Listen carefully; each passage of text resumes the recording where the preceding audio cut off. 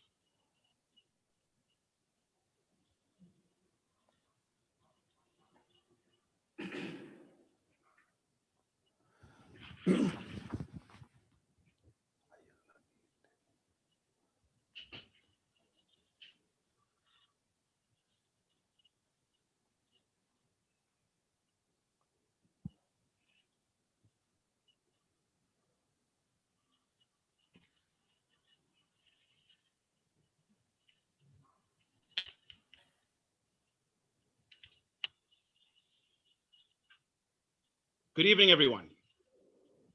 My name is Shingai Ngara.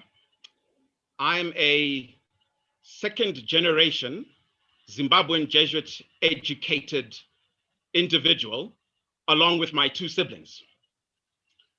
Being the perfect middle child, I went to both St. Ignatius College and St. George's College.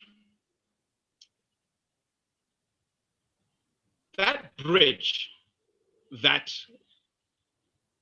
we want to articulate then gives us the grounding that explains what we are looking to achieve here today.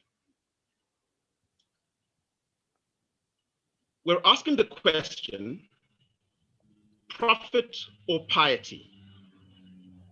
A false dichotomy. Can entrepreneurs conduct their business led by their faith? We have a panel of 3 speakers who are captains of industry in Zimbabwe, in which we would like to talk about the real world dynamics of doing business in Zimbabwe as a prototype, potentially, of doing business in Africa, and some idea around doing business anywhere in the world. Can entrepreneurs be driven by their faith as they conduct their business? What is important to also achieve in the time that we are together is to understand what success looks like and what success doesn't look like. So what success today does not look like is if we talk in what I would call high-minded Christianese, in which we are all trying to pass ourselves off as better Christians. That will not be success. Success today will look like having a discussion about the real difficult decisions in the marketplace that business people face, how they wrestle between questions of faith, questions of ethics, questions of morals, to arrive at real world decisions in the world of business. If we have that discussion, and I think that will be a nice objective scoreboard for all of us to assess ourselves at the end of this session. So to kick us off, I would like to ask, as Jesuit educated boys do, the lady to go first. Our first panelist to give us, just for up to 5 minutes, her view about dynamics of doing business in Zimbabwe and in Africa is the MD of Traverse Travel business, Ms. Zodwa Mkandla. Zodwa, over to you. Thank you so much, Shingai. Good evening, everyone. and my fellow panelists. My name is Zodwa Mkandla, like you said. I'm the founder of Traverse Travel in Harare. We're leading travel agents doing both leisure and corporate. Doing business in Zimbabwe hasn't been the easiest, but you have to know what you want, you have to know what you're doing, and focus on what you are trying to achieve. I'm going to talk about the industry that I'm in, which is travel. It's a foreign-based industry. We deal with international airlines. It's been very difficult because most of the airlines have stopped traveling to Zimbabwe, which makes it very difficult for Zimbabweans to be able to move from point A to point B on direct flights. We have to go via either South Africa or via Dubai or via different other places. The mode of payments is the most difficult thing that most of the travelers that we deal with have. It's very difficult to get real money. Like we don't accept RTGS, which are Zimbabwean local money. We only deal with the US dollars. That's what our business deals with. So you find that most of the clients, they won't be able to have the money readily available. Our business is a cash business. If you don't have cash, you can't travel, which makes it very difficult for most of the people that were used before, that they could get a ticket now and pay later, which is a fly now, pay later scheme. We no longer offer that anymore because it's become so difficult, because most of the clients that we deal with, even if we offer them credit facilities, they don't pay on time as they will have promised. So we've resorted to paying cash. It's either you bring your cash up front, otherwise you cannot fly. So it becomes so difficult for some of the clients. You find that even our volumes that we used to get before, where we used to sell maybe between 100 and 150 tickets a month, it's gone down to selling maybe 50 tickets. So it's become very difficult for us, but we would rather do that than sell tickets to clients that are not going to be able to pay us.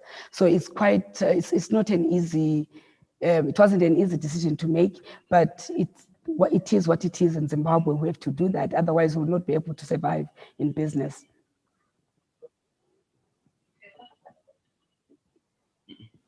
Yes. Thank you very much, Zodwa. Thank you very much, Zodwa. Thank you very much. Our next speaker is Maxen Karombo. He is a chartered marketer who has experience in multiple industries.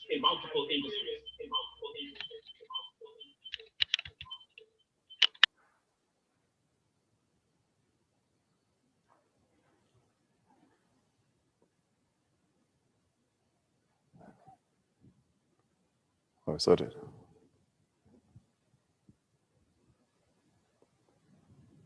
Okay, thank you, Shingai. I also would like to present to our audience the macro-environmental factors that we face in doing business in Zimbabwe. I think, like just in any other country in the world, Zimbabwe is fraught with both risks and opportunities. We, like any country, have been impacted upon by COVID-19. We exhibit all the characteristics of an emerging economy. And I think our country, economically, has been impacted by historical imbalances, which have led to a skewed access to resources, to education, to health. So that is the country that we operate in as a business. I just want to pick up a few risks and opportunities that we find ourselves faced with in business.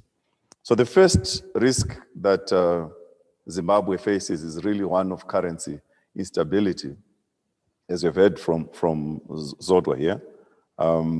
We need our currency to transition from being a unit of measurement, yes, but from being a transactional mode currency to a store of value. And I think that with the advent of the Forex auction system, we're getting to that stability where confidence in the currency is now building up. We've had high levels of inflation. I heard somewhere being commented on that Zimbabwe is probably the second highest inflation rate in the world after Argentina.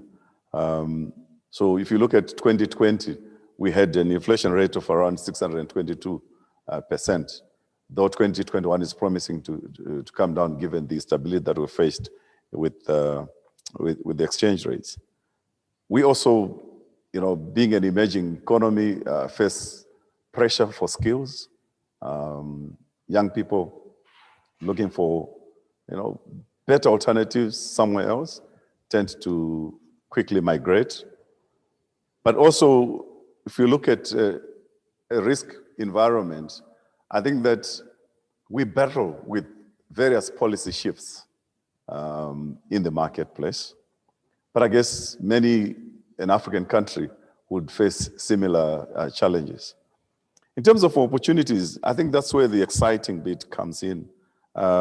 Zimbabwe, like an emerging economy, has got a growing population. And that is accompanied by various demographic shifts, particularly between urban and rural, and what that opportunity brings to us. So if you just take a drive down any of our major highways out of Harare or out of Loyola, you'll see that formerly small settlements are just springing up and growing into urbanized settlements. And that presents an opportunity in itself. Agriculture, you actually don't need to be a farmer to be a participant in the agriculture value chain. But with the growing agriculture output, there's a lot that our young people can participate in and be competent business people themselves. Mining, just like agriculture, you don't have to be a miner. You can be a supplier of various services and products in there. Technology, we're getting fintechs coming from left, right, and center, and all spurred by COVID-19 in some cases. We're having to work from home. We're having to shop online.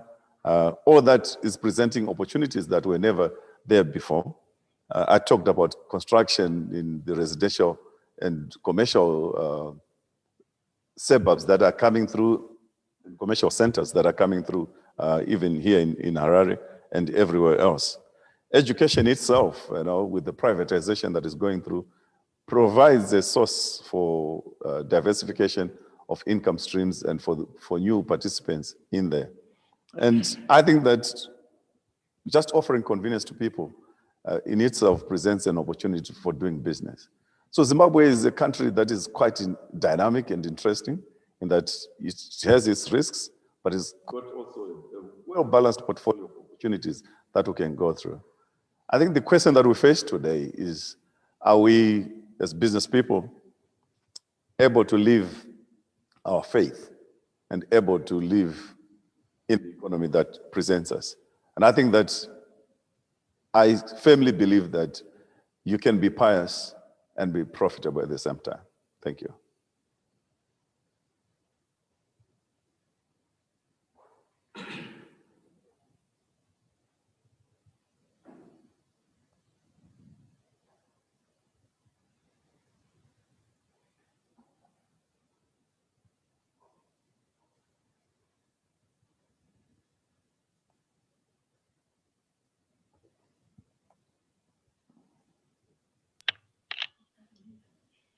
So thank you very much, Max, for that robust assessment. And having put your stake in the ground, that's very good to begin the debate. I would now like to hand over to Edmond Mupfapairi. Edmond is a stockbroker who has been in multiple firms in the industry and is now a business owner in his own right with his own stockbroking firm. Edmond, over to you. Thank you, Shingai. So I'm Edmond Mupfapairi, the current president of the Christian Life Community in Zimbabwe, which is an international lay association of Christians who follow the nation spirituality. For those who went to mission schools in Zimbabwe, You remember CLC or CLG in the mission schools. Like you, Shingai, I do have an ignition grounding. On the professional side, I come from a financial services background, a stockbroker by profession. I'm a founding member of Activism Capital, which is a leading investment banking boutique in Zimbabwe with interests in securities trading, investment management, and corporate finance advisory. All our businesses are licensed by the Securities and Exchange Commission of Zimbabwe. Profits versus piety. And we would like to find out if it is possible to pursue business, pursue profit, and at the same time uphold our religious beliefs and values. I think they are not mutually. Sorry, Edmond. I have to cut you short. Can the technical guys please assist with Edmond's sound? He's very difficult to hear, and I'm sorry, Edmond, you're gonna have to start over. Could you just make sure that his sound is actually sorted out?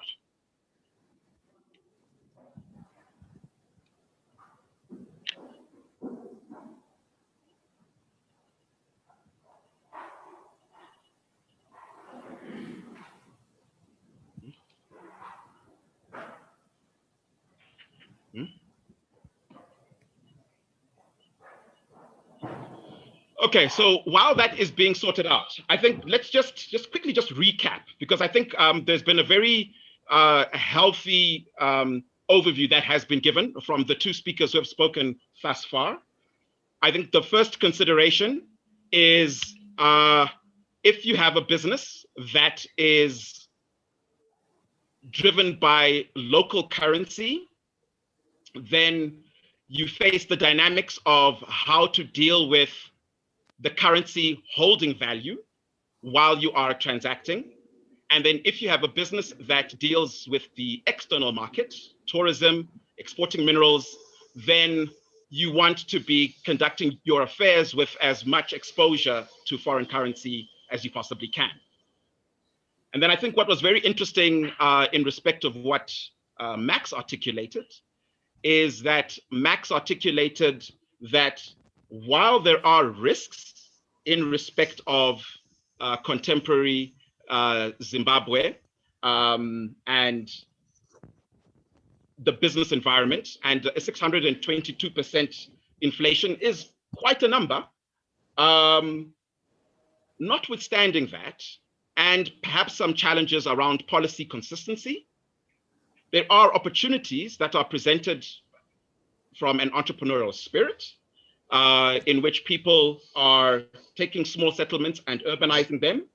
There are opportunities in the agricultural value chain, technology, and spurred on by the COVID reality that we find ourselves in, is also creating an opportunity for business to be redefined, and opportunities in education. And so he took a firm view in respect of the debate that we are going to be having, that it is possible to be pious and profitable. Can I just check with the team? Is Edmond ready to go?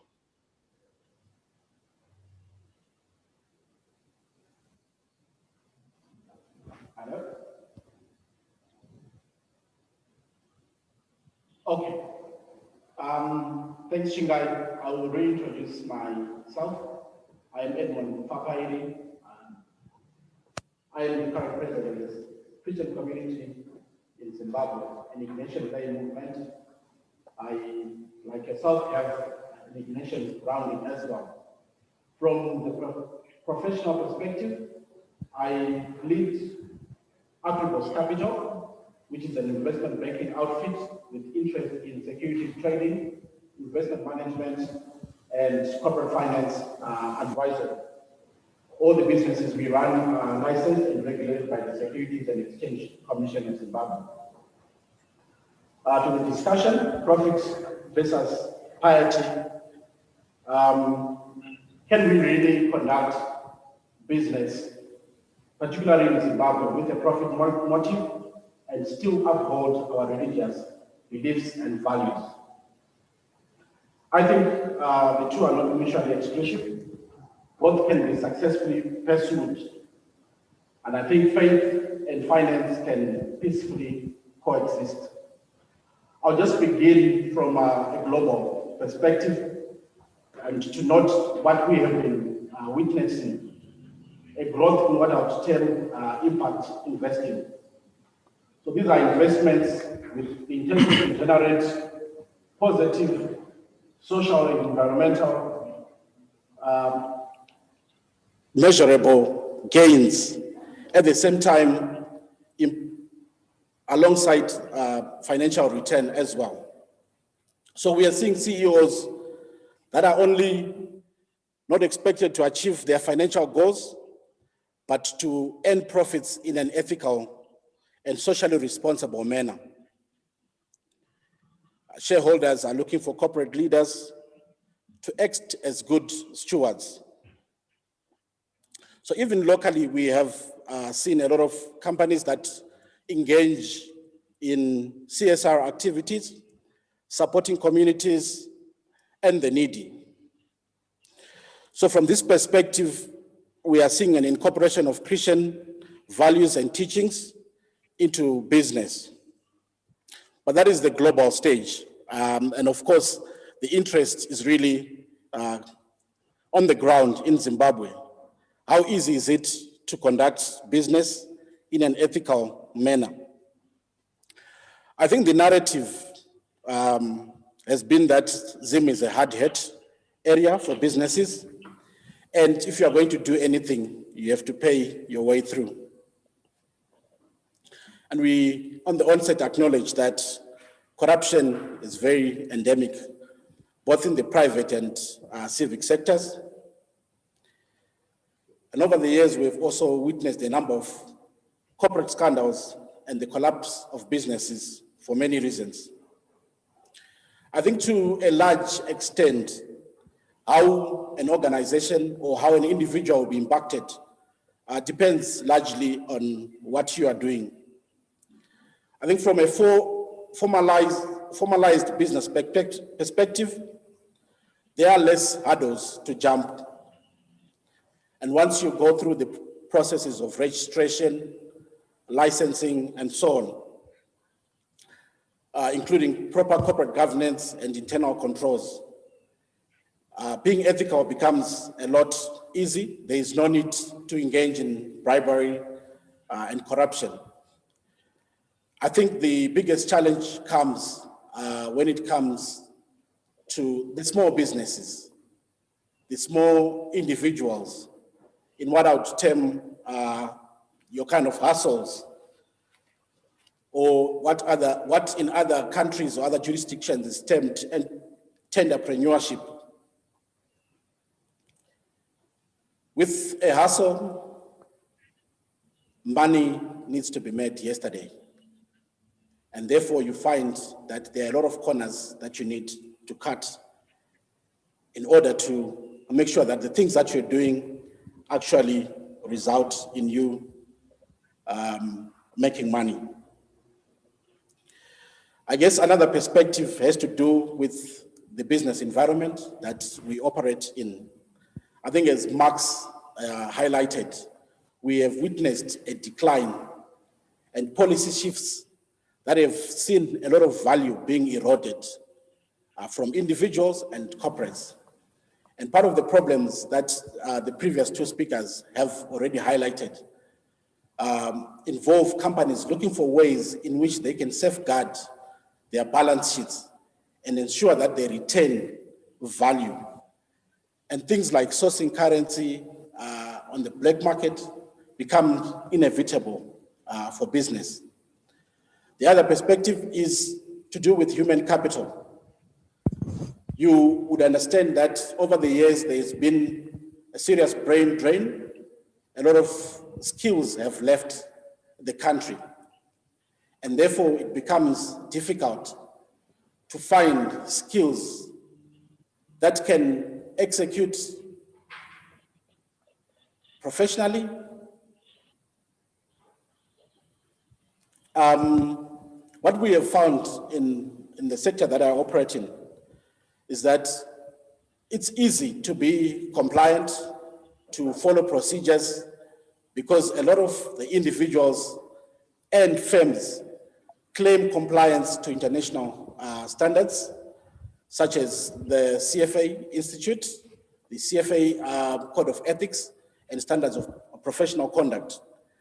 And I believe that similar organizations, such as the CAs, the marketers, the insurers do have similar self-regulated organizations that allow you to make sure that you comply and you stick by the rules of the game.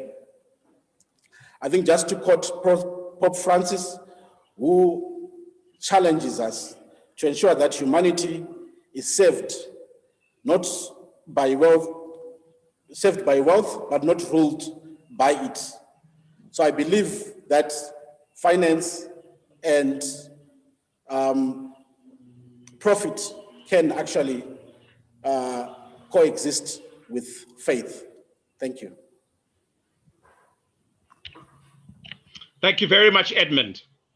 So I think what is then very exciting is that we have got two speakers who have put a stake in the ground that it is possible to reconcile one's faith with the way that one conducts business. And I think Edmond took an interesting view in that, in respect of starting with a more global view around the emergence of ESG, environmental, social, and governance considerations, and how those are now beginning to affect business decisions and investment decisions as well, and the growth of CSR, corporate social responsibility, and how that is also giving businesses an opportunity to be good corporate citizens as well. What we'll want to delve into a little bit in what I thought was an excellent turn of phrase was the notion that the small business, the hustler, the tenderpreneur, money must be made yesterday. And that then creates an urgency, a need to move very quickly to make money for sheer survival purposes. And I think the question that arises there is, does that then put such businesses in a position where being able to think in terms of ESG and CSR is an opportunity that is available to them at all? The point that was made around, if you are compliant, then you are able to then avoid the potential for needing to engage in bribery, I think is a very encouraging point around the business landscape in Zimbabwe. What I'd like to just advise everybody listening in, whether people are on Zoom or are on YouTube, on Facebook, or any other medium, questions and comments into the chat session. We will be incorporating them into the discussion. If you have a question which is targeted at a particular speaker, please outline which speaker that is that you would like to address your question. If it is a general question, please do so as well. I thought what I would want to do now is I would want to take a step back on this question of faith and business. Specifically, the panel is at St. George's College, a Jesuit school. I am wearing a tie, an old boy's tie, of St. Ignatius College, a Jesuit school. Let's talk about the Jesuits just for a little bit to get back to the discussion. There's a book on my table here.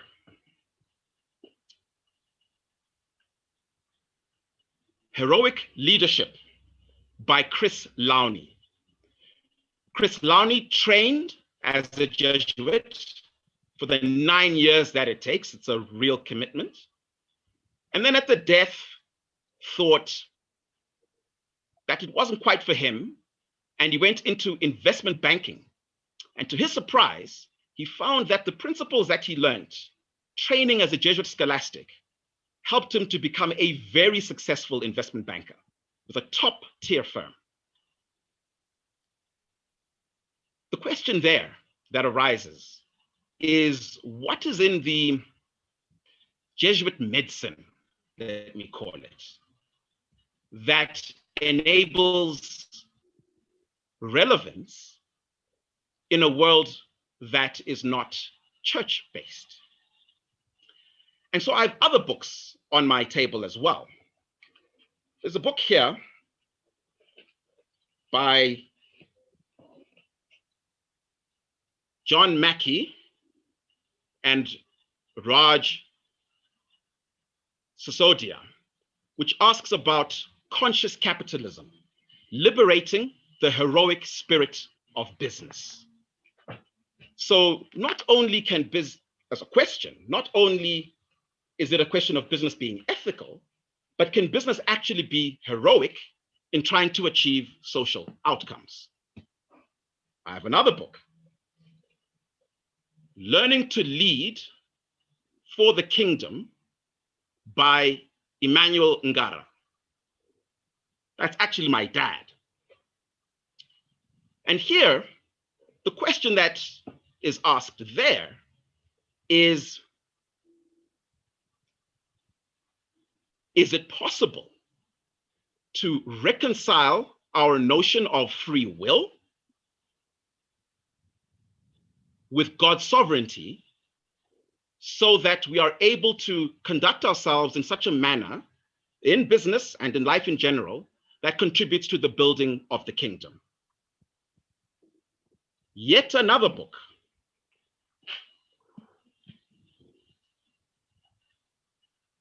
The Fortune at the Bottom of the Pyramid by C.K. Prahalad, which basically says, and this alludes to some of what Max was driving at, that while business in its conventional sense looks to say, we want to target the pockets of wealth and value, wealthy customers who we can provide products and services to in order to gain an investment grade return. Professor Prahalad articulates that if business reconfigures itself to be high volume at the bottom of the pyramid, pursuing low margins, but over many people, you are then able to make an investment grade return as well. And this becomes important from a grounding of the discussion point of view,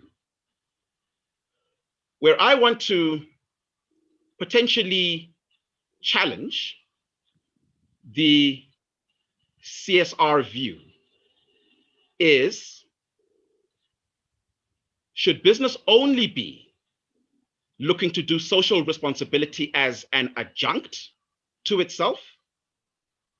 So we're in the main business of mining, for example, and then CSR is an adjunct?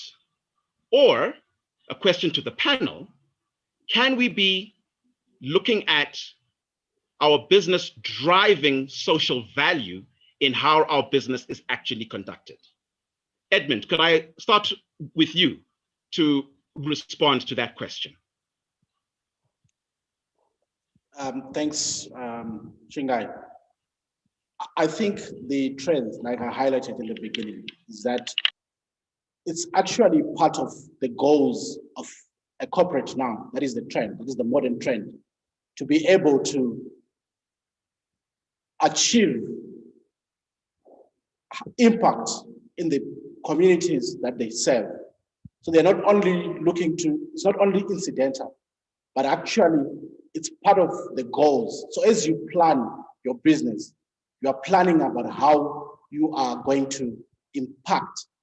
Investors right now are looking for projects that have a deliberate social impact. So it's not just incidental to, after making, it's not an afterthought, after making profits, then we can perhaps do 1, 2, or 3. But this is part of the goals of the business to actually achieve a social impact in the areas that they operate, in the environments that they operate. Thank you.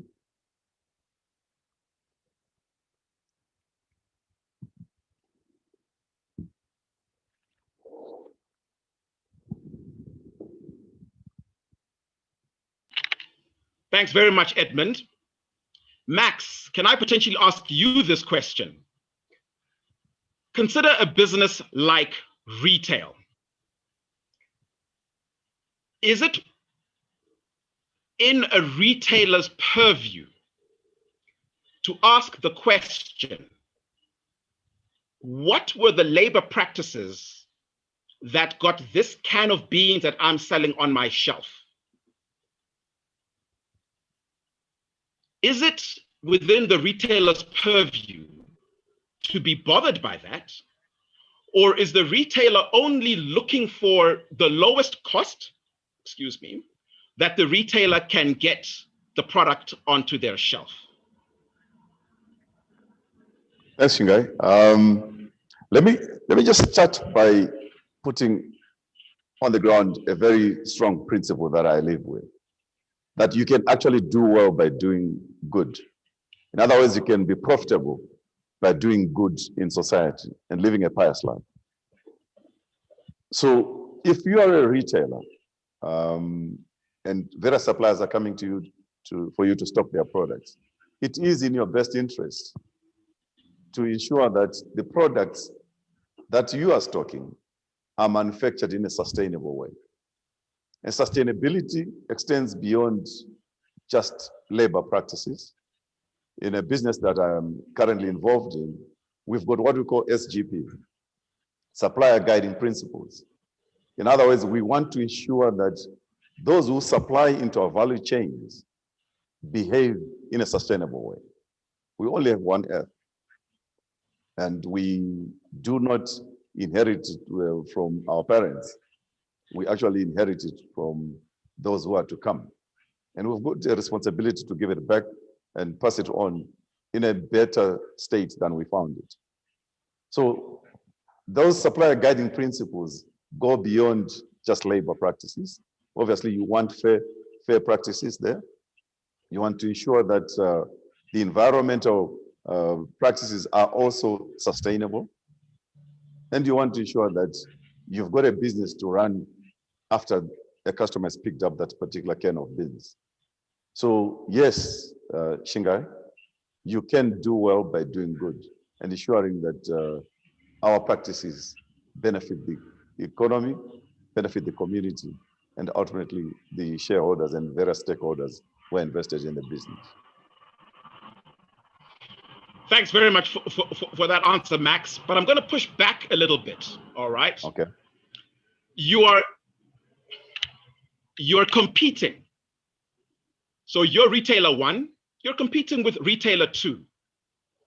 Retailer 2 doesn't care. Retailer 2 is interested in shortcuts that drive down the cost of production of the can of beans so that he can sell that can of beans at, for argument's sake, a 20% discount to what you are selling it at. Is the market not going to go for him? And then he's going to push more volume. Will that not then be a more attractive investment case to investors who are seeking yield? Your comment, sir. I think that they can go ahead and do that. But I bet my bottom dollar it's not sustainable. They'll soon run into problems. I think that as a retailer or any other business, you've got to focus on your unique selling propositions. And our unique selling propositions are derived in how best to satisfy consumer and customer needs. And that is what you should focus on as a business. And soon, rather sooner or later, the customer or consumer will find out where corners have been cut. So stick to the knitting, set the course, walk, don't run, and you'll get there. So I don't believe that those that are cutting corners will be there for the time in the time that we are all looking forward to growing and building sustainable businesses. Okay, so I think there's an argument that you're making that they may be short run more profitable, but the outlook that you articulated earlier would be long run more profitable. Yep. So Zodwa, I saw you nodding there. So let me test something with you too. You're in the travel business. You will have guys coming from God knows where with a lot of money that could have been made in any which ways, ethical, legal, outright criminal. Does that bother you? Is that something that factors into your accepting a booking? Or is your only frame, hey, this is US dollars coming in. I didn't do anything wrong here. So I'll take whatever business comes my way. Your thoughts, ma'am? It's something that we have never thought about. When a client comes in, all I'm interested in is giving a service and make sure that we give it to the best of our ability. How they make their money, I don't think it's any of our concern, because if I wasted my time or spend my time trying to find out how the client made their money, I think my business will be investigating their source of income instead of making business for myself. What I worry about is, have they paid for the service that we've given them? Have they given us, if it's a check, is it a genuine check? Is it legit? You know, some clients will come with checks that will bounce back and they're not paid. So it's really not our concern where the money comes from. If it's illegal money, I'm sure the law will take its course eventually. Unfortunately, now in Zimbabwe, most of the money is now, they pay us in cash. So we'll never find a way of tracing where the money came from, because the clients always bring cash to pay. Those that are bringing credit cards, of course, those who do checks, we are concerned about who owns a credit card, where it's coming from and all that. We would never give a service to someone with a credit card which is not their own. So that way we are safeguarding ourselves and we are protecting where the source of the money is coming from. So in short, really how they make their money, it's really none of our business. But have they paid for the service that we've delivered? Have we also given a service to the best of our ability as a service provider? That is what concerns us as a business. Thank you. Okay, fantastic answer. Edmond, I'm going to ask you as an investor a variation of that question. And I completely get what Zodwa said, right? I mean, she doesn't want to be setting up her own personal FBI for every client that wants to come and do business with her. But I met another business somewhere in this region that I thought was a really interesting business, because this business was in real estate. And this business was dealing strictly in cash for real estate, no mortgages, doing $2 million and $3 million houses in Southern Africa. So I asked this business owner, I said, now let's think about this. Even in London and New York, $2 million or $3 million for a property is pretty significant. Isn't it likely that in Southern Africa, somebody having that sum of money is washing their money through real estate? How do you reconcile in a situation where you as an investor are ESG minded and are CSR minded, that potentially this money could have come from, I don't know, smuggling minerals out of the country? Because there are very few people in the world who have got $2 million in a bag. And that's exactly how this business operated. What would be your comment on that, Edmond? Okay, so from my perspective, we invest on behalf of clients and we invest in formal businesses. So one of the things that comes with that is we are signatories to anti-money laundering laws, combating of financial crime and financing of terrorism. So normally the money that comes to us is already clean money. It's coming through formal banking channels. We will not take investments where businesses are dealing essentially in cash. It would be irresponsible for me as a fund manager, as a stockbroker, to be handling that kind of business. So we operate highly regulated businesses, which is why in my presentation I made mention of what exactly do you do. If you are operating a formal, regulated, licensed business, then the controls are a lot more stringent and you are less vulnerable to the kind of money that is illicit. I think that's what I would say for now. Fantastic answer, right. So a key lever here, which is very important, right, is regulation. So we've got the anti-money laundering environment, know your customer, check for the source of value to make sure that that source of value is something which in the value chain is then responsibly made. One of the questions that has come up in the chat from somebody that I was at school with, actually, Godwin asks, question for all. For success to be realized, there should be an exploitation of something. Resources, be they opportunities, people, land, or any other factor of production. How do you reconcile exploitation? And before you answer, maybe let me give a specific example of that. I watched two documentaries that I literally stumbled upon back to back.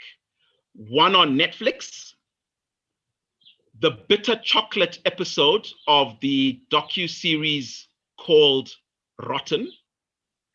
And then another one on France 24 about some chocolatiers in Paris.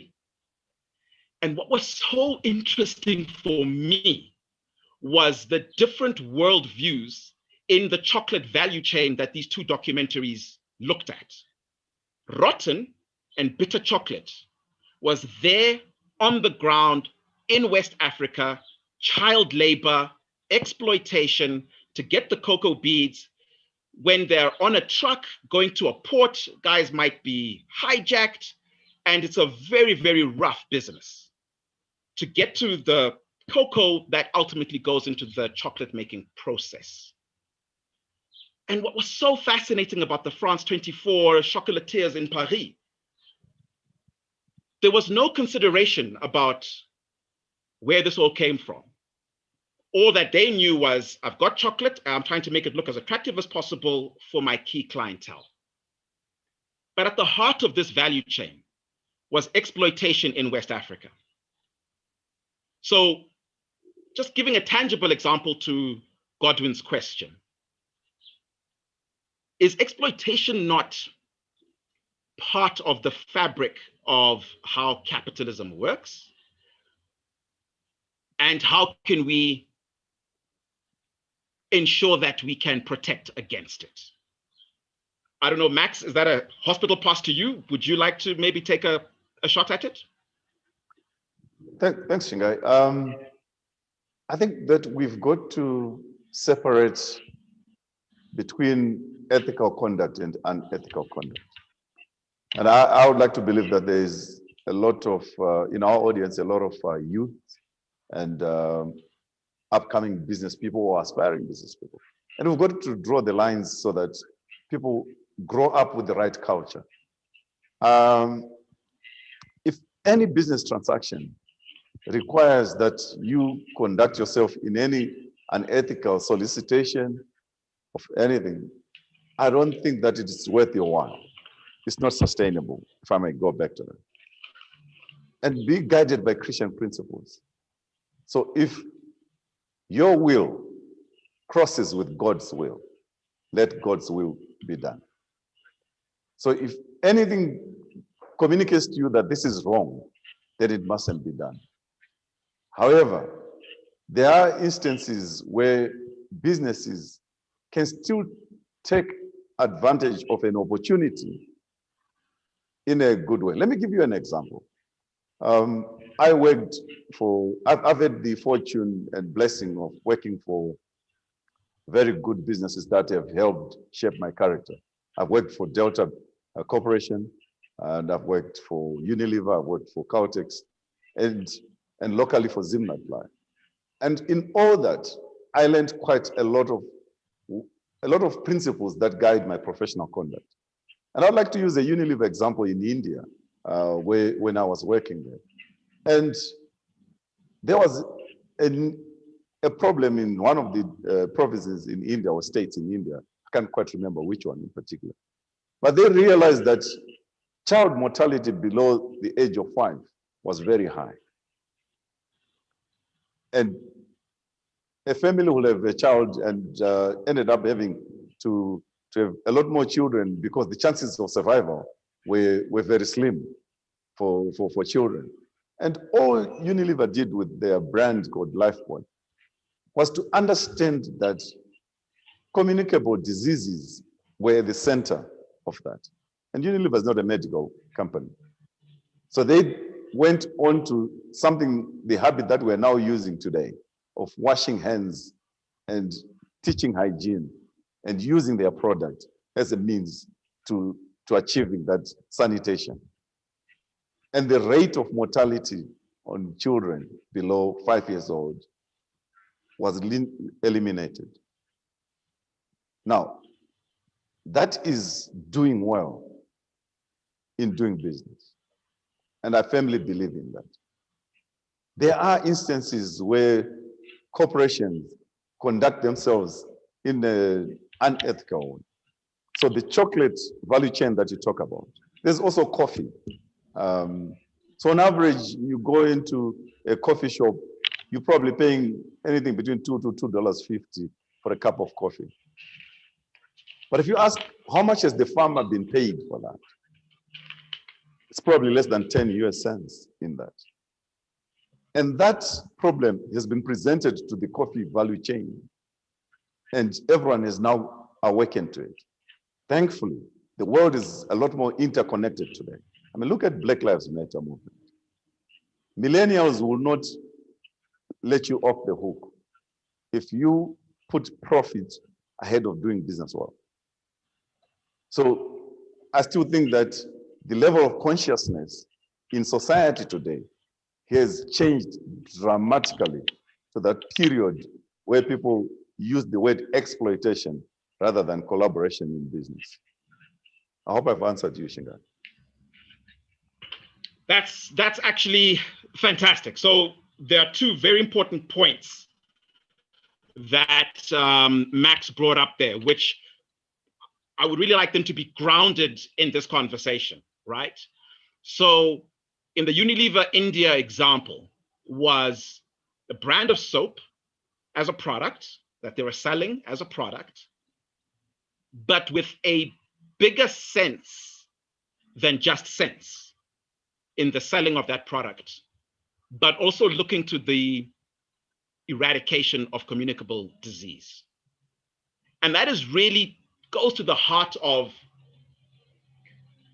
I don't know whether the right word in my own head is skepticism, but there is a concern that I have around CSR, because CSR can be a Band-Aid, it can be branding, we look good, let's cut some ribbon, look at the school we just opened. It's a very different consideration when it's at the core of the strategy. We're doing well and we're doing good. So I want to anchor that point in this conversation. Thank you for that, Max. And then I want to anchor the next point, which is a really exciting point, I think, just where the world is at the moment. We have vibrant, energetic young people in the world at the moment, finding a voice about the issues that affect them today and their future. And we have the tools, the phones, for those voices to be amplified. Is that an opportunity for a renewed consumer/citizen activism that can hold business accountable to ethical standards? That we can find out about the farmer earning 10 cents when the latte at Starbucks cost R2.50. And what is the appropriate distribution of value in that value chain? And the opportunity for a consumer activism, technology-driven, that can really put a mirror up to business, so that if business is doing band-aids with CSR, our consumer activism can be the conscience that ensures that business is correctly contributing to society. Zodwa, would you have any thoughts on that? Is consumer activism something that we should be thinking about? Yeah, I think it's something that we should be thinking about, Shingai, because for any business to be successful, it's about the consumers. So when we are dealing with the public, with the consumers who are our clients, we should consider them, how they feel. Like what Max had said about when you're giving a product, for example. I like what he had said about when you compare two different companies, one giving suppose, let's take, for example, an iPhone, one giving an iPhone that is made by Apple, and then one will bring an iPhone that is made by, maybe from China, for example, maybe not a genuine Apple phone. And then someone will say, okay, fine, I've got this Apple phone, I'm selling it for $1,000. Someone brings an Apple phone for $500. Which one would you buy? I would definitely go for the $1,000 one, without question. It's an iPhone, the latest iPhone in the market. Why is it going for $500? I would question that. Even if you are doing like using the manufacturing industry, you buy, for example, baked beans. One can is going for $1, the other can is going for $2. I would ask, what is going on as a consumer? Because I'm also, as much as I'm a business person, I'm also a consumer. I want quality, the quality of the product that I'm taking in, that I'm going to consume. How has it been manufactured? Is it up to the standards that we want to live by? You'll find that so many people, they buy products maybe because they cannot afford, or maybe because they want to cut corners, like he said, that look, you are getting something that is cheap because maybe you cannot afford, or you are getting something that is cheap because you think it's the best product, the other guy is expensive. But you cannot, it's not sustainable long term. It's either the product it hasn't been manufactured well, or if it has, there's some products that are missing in the product that we're doing, that we have been given. So consumers must be considered. I think they value a lot in the chain, whether from the supply chain, manufacturing, up to the end. We are the consumers are the end users of whatever product, be it a service that you're providing, be it a product that you're providing, that you're giving away, it doesn't matter what you're giving. So I think that we really should look at our consumers. Who are they? What are we giving back to the society as well as companies? Are we responsible enough? I like the discussion that you had about exploiting people. I could exploit as many youth as I can. Most of these youth, they love me.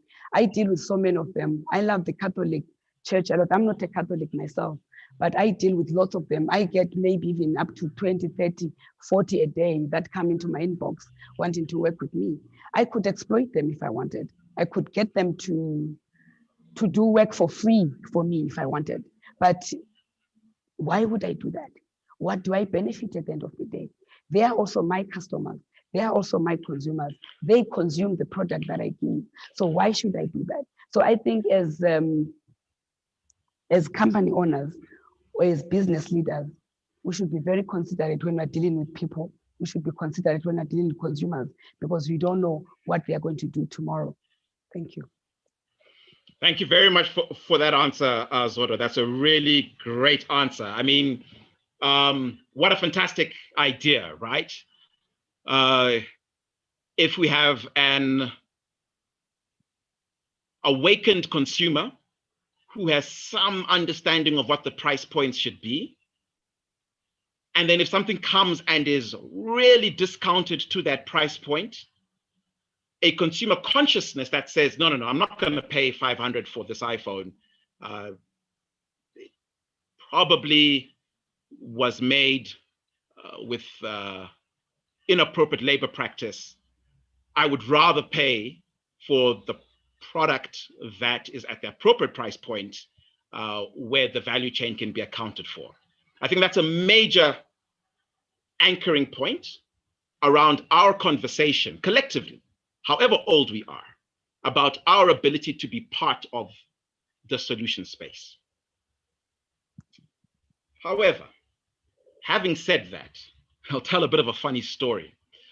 The beauty of, again, social media is we're able to communicate very frequently with people who are at great distances from us. So I've got a WhatsApp group with my old classmates, and it turns into an ideological debate between right and left. And so some of us in that group are unbridled capitalists who would put even a recent president to shame. And then others are extreme left wing. And so it's a very healthy debate that goes on in the group. So let's take the side of my unbridled capitalist friends. Years ago, there was a movie, Wall Street, Michael Douglas, Gordon Gekko. Greed, for lack of a better word, is good. Greed is right. Greed works. Greed clarifies, cuts through, and captures the essence of the evolutionary spirit. There are many people in business who think like Gordon Gekko. There are many people in business whose end point as to did we do well is what the income statement and the balance sheet look like today, irrespective of what happened in the value chain. Not only that, some of these people can potentially be called viruses. So we'll come into one place, let's say it's in the mineral space, in the commodity space, and we will pillage there, pick a mineral, say chrome. And then after doing damage to that environment, we'll just get up and move on and go somewhere else to continue. And so then over a period of time, these unbridled right-wing capitalists have no concern for the sustainability of relationships that our esteemed panel is talking about, because they have optionality to go elsewhere and still deliver value. What do we say to that? What is our buttressing of the unbridled capitalists for whom greed, for lack of a better word, is good? Edmond, do you want to maybe take a shot? Yeah, sure. So maybe just also to go back a little bit, what we are finding is that companies are being held more for their humanistic and economic performance. And really the question is it possible to create value for all stakeholders? Is it possible to leave everyone happy, customers, shareholders, investors, and so on? Can everyone be happy? I think it can still be achieved, in as much as what drives us is that aspect. And I like the term that you used, greed is good, because that's what drives us. That's what gives us an entrepreneurial spirit. But can business be conducted in a manner that is not deplorable? Because the situation that you just described of a mining company that comes, mines the resource and leaves, I would call it deplorable, you know. Businesses should ensure to find a win-win situation where the community, the shareholders, the customers, the suppliers, everyone is happy. And I think it's possible to achieve that win-win and leave no one disadvantaged. And I think increasingly stakeholders are holding companies to account a lot more than before. And I like the issue of the social media that you brought to the fore, and how there is consumer activism to ensure that at least there is no exploitation that leaves one stakeholder more disadvantaged than the others. And I think if you follow the local, for example, the local social media, there are milk companies that their product perhaps was not up to standard. They've been held to account. There are internet service providers whose service was not up to scratch. They've been held to account. And I think that way you help businesses develop and shape better. Thanks. Great. No, thank you very much, Edmond. Any other comments to that, or can I move on to my next question? Can I, Shingai, just go for it. Seeing that we're talking about profit and piety here, and I want to quote from St. Paul in his letter to the Ephesians, chapter 5, verse 5. And he says, "For this you can be sure, no immoral, impure, or greedy person, such a man is an idolater, has any inheritance in the kingdom of Christ and of God."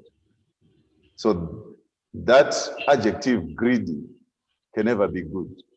Ambition could be different, because you can have guided ambition. Thanks. Fantastic. Thank you very much. And that's a very powerful delineation. Guided ambition versus greed. And let's hold that too. Now, in the earlier comments that were made, and Max, this was actually you who made this comment around the areas that are developing now. Two questions that I want to link from the questions coming from the panel. From the audience.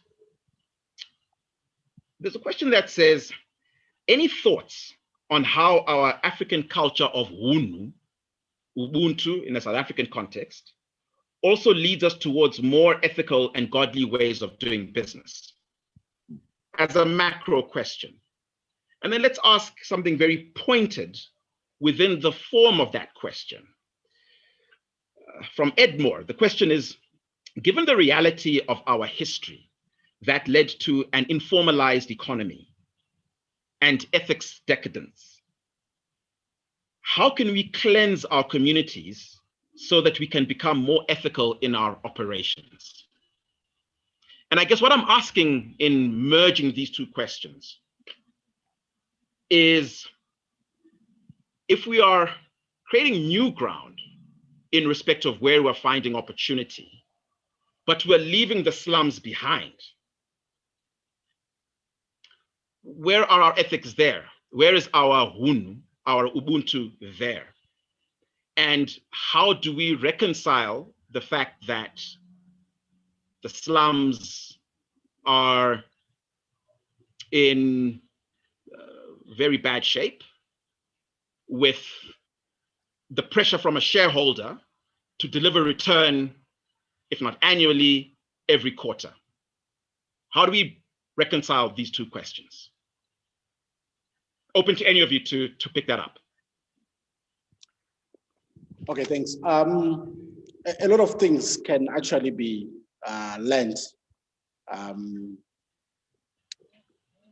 So there are very few institutions, very few places where ethical behavior can actually be learned. And this is what we need to promote in our institutions, in our corporate circles, to be able to groom, to make a conscious, a deliberate decision to educate people about the impact of conducting business in an ethical versus unethical manner. So these things cannot be learned, can be learned, but just to leave it and not attend to it will leave us in history where there has been exploitation, resources, people.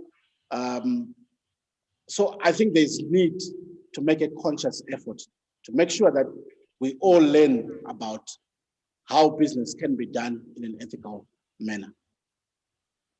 Okay, so let me just push the point, right? Mbaremsika, right? Fascinating place, right? The number that I have, I don't know if it's correct, is $5 million a day of trade goes on around there. That is not clean. What would we do there to demonstrate this intersection that we're talking about of our ability to be the type of person that St. Paul would approve of, and the choice? There's dirty Mbaremsika over here, or I can take my business and go and set something up in Mount Hampton,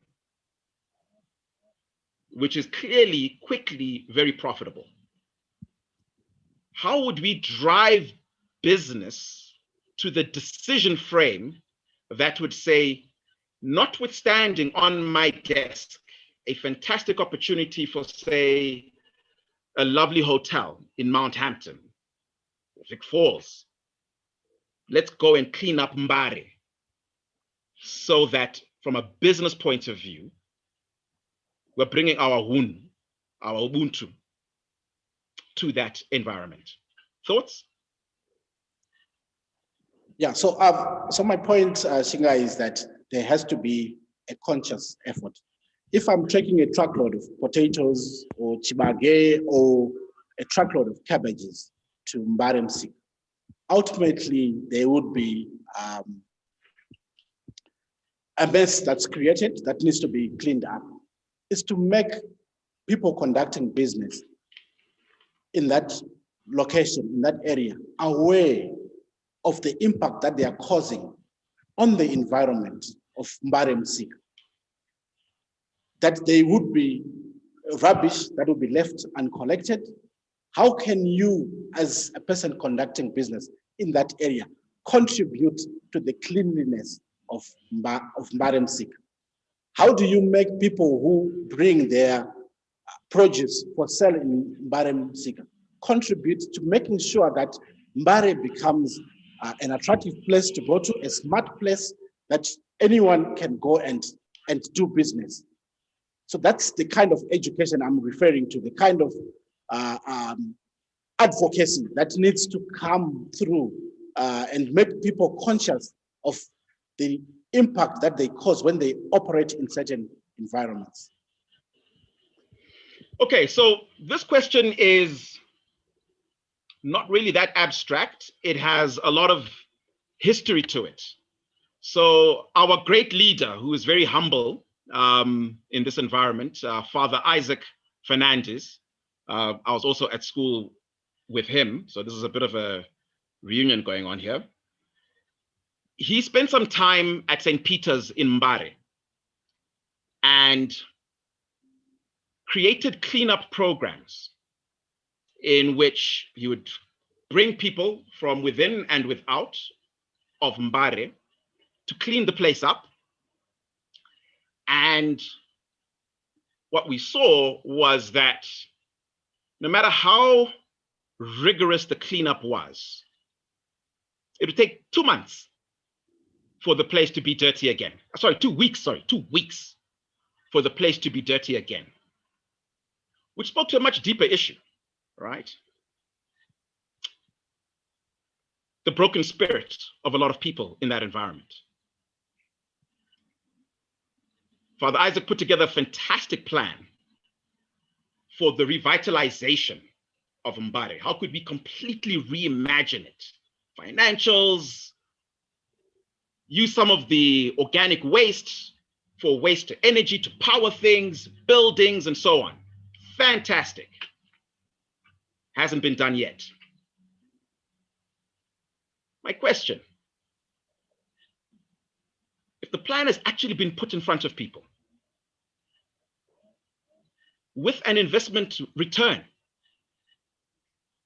why would we not have seen any attempt whatsoever to back that initiative?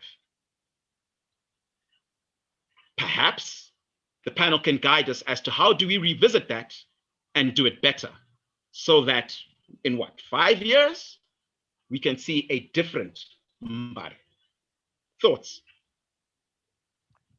If I may come in there, I think that we must appropriate responsibility to the right places. So businesses pay taxes, and taxes are supposed to be invested in resources that help people live well in the country. Okay. So when you look at a situation that you are painting, and I've been to Mbare Msika in the vegetable market, by the way, and it's clean in instances that you want to buy bulk stuff from there. So it is a clean place. However, I think there's a need to build culture where the responsible authorities must step up, either through taxing those people who are doing business, because doing business has got a cost. So the business people themselves who are selling a bag of potatoes, like Edmond is saying, every day, they must also feel responsible for the environment. So if they can't do it voluntarily, then the municipal authorities must come in with a framework which says that for you to be operating in this place, you stick to the standards, you contribute in this way. And I'm sure most people would contribute because everyone wants to live in a clean environment. Everyone aspires for something that is better. And I don't think that there's a hindrance to it. But if we are slack in our governance in that particular locality, then yes, we face what we're facing. And Father Isaac faces the same, if you want, resistance to a good plan as he faced. So are we able to step up and hold responsible those who are supposed to be governing that particular locality and making sure that it is an accessible locality? And in that way, you attract investment. No investor wants to go and invest in a chaotic place. You attract investment where there's order and there's a market opportunity. That's how I would say it. Thank you very much for that, Max. So, tax gets paid, revenue is generated into the fiscus, and there's a responsibility for something to then happen from that. In South Africa, where I'm sitting, tomorrow's budget day, so this is a very topical consideration. However, the demands on the fiscus relative to the needs in the society is a prisoner's dilemma. There's just far too many things asking for that pocket, for that pot of money. Building on what you said, Max, in America in the 1950s, there was this idea that they had. Ray Kroc of McDonald's, Alfred P. Sloan of General Motors,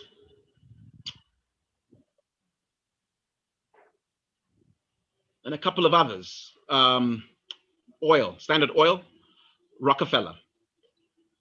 There was this idea that they had that there could be what is called a corporate statesman. So this is a person who intersects with the public sector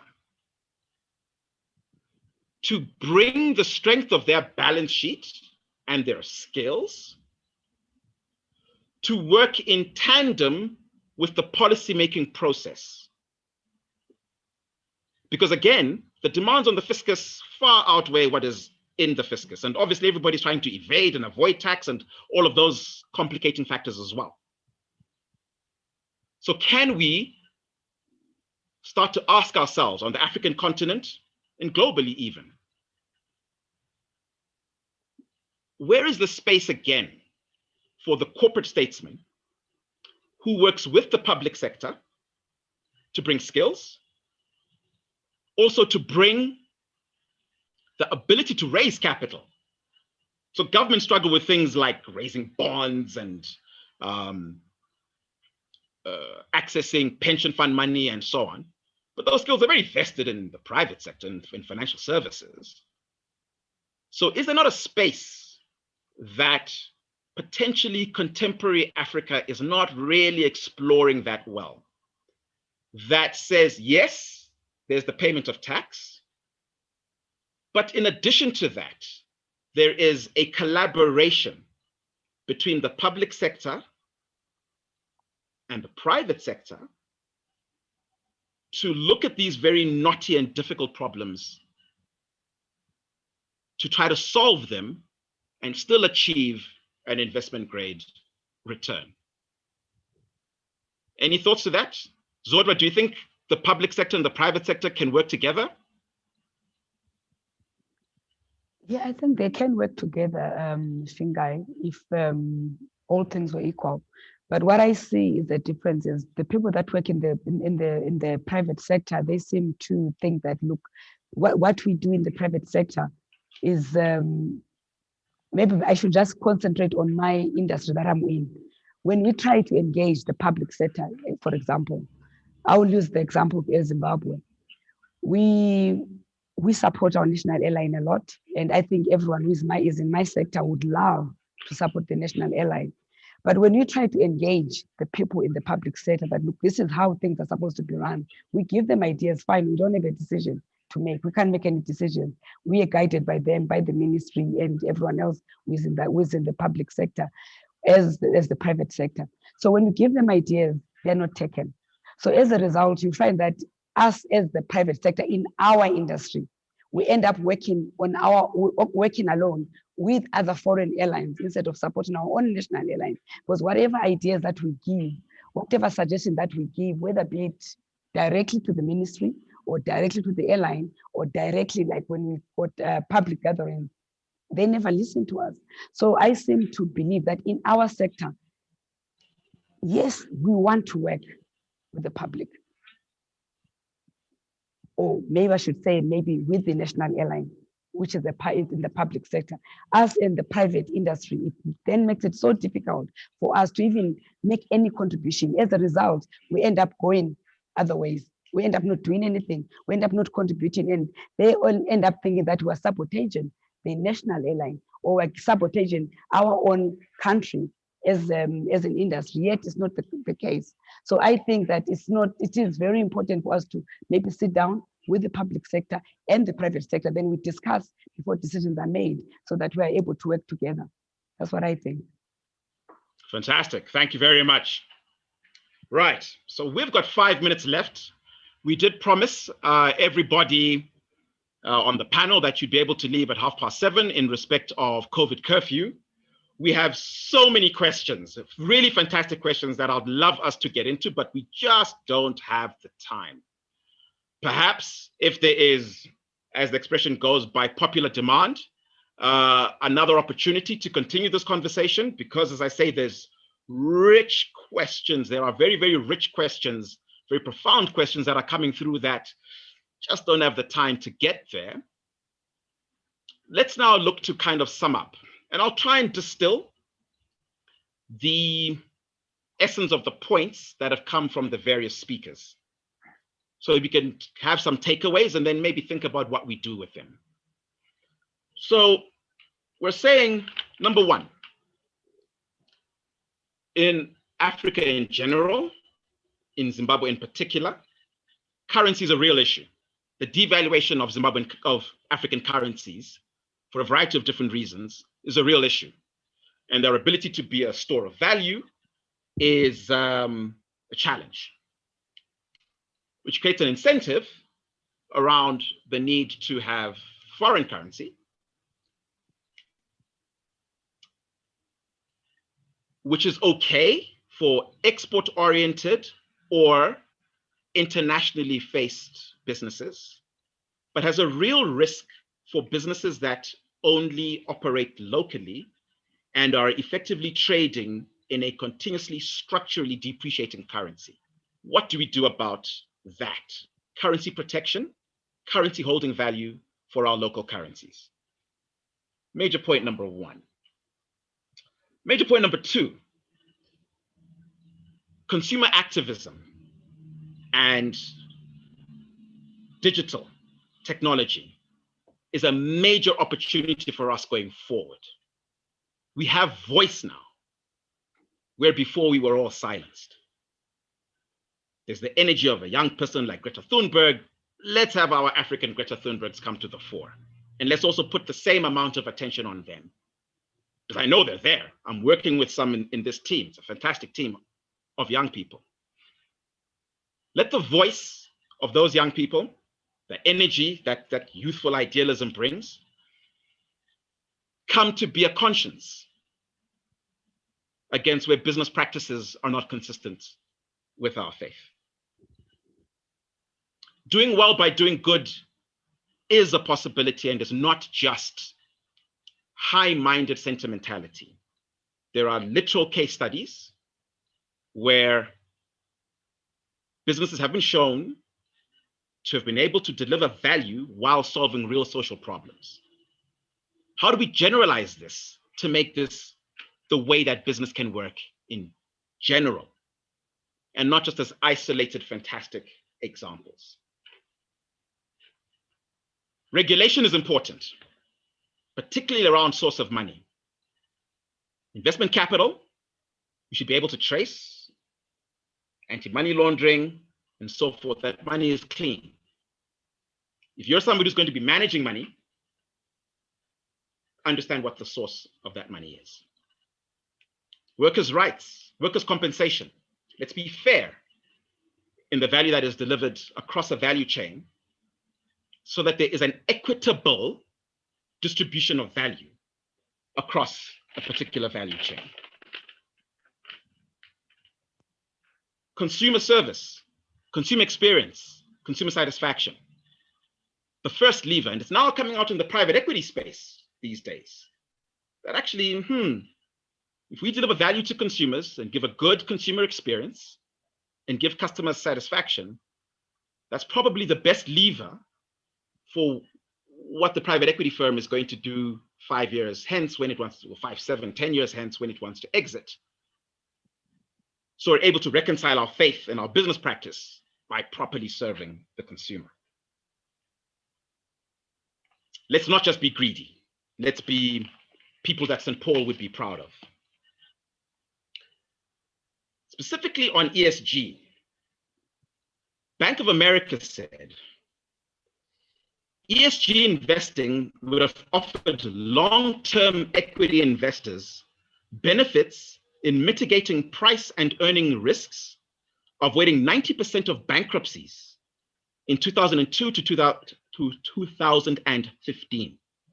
ESG attributes have been a better signal of future earnings volatility more than any other measure we've observed at a market level. That's a powerful point. That environmental, social, and governance considerations can have a straight line to investment returns and volatility of businesses. And so that must be a very deliberate business driver. And finally, how do we get the public and the private sector to work together to solve our toughest issues? To sum up, I want to say two things.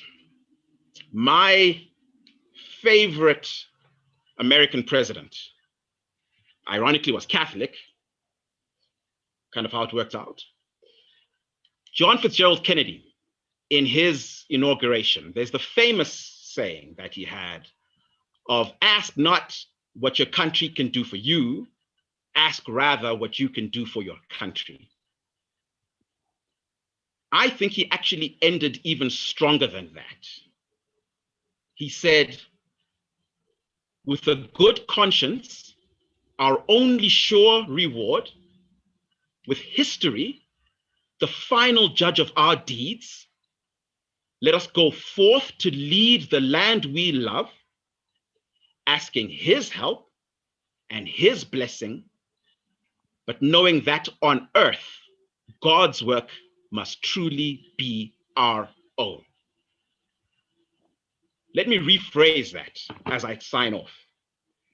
Can we have the heroic leadership within ourselves that can drive a conscious capitalism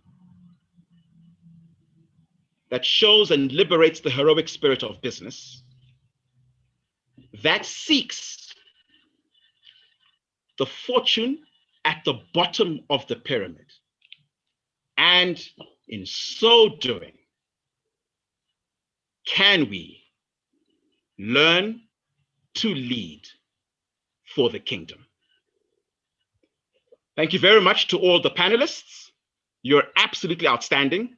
Thank you very much to our great quiet leader, Father Isaac, for coordinating all of this, and the many young people, led by Clive, who spoke at the very beginning, who have been an absolutely inspiring team to work with, that give someone like me the inspiration and the confidence that we can, in the final analysis, define a new business. We can reconcile our faith in action. Sunday can meet Monday. They don't need to be separated. Let us learn to lead for the kingdom. Thank you very much to everybody, and good night. Cheers.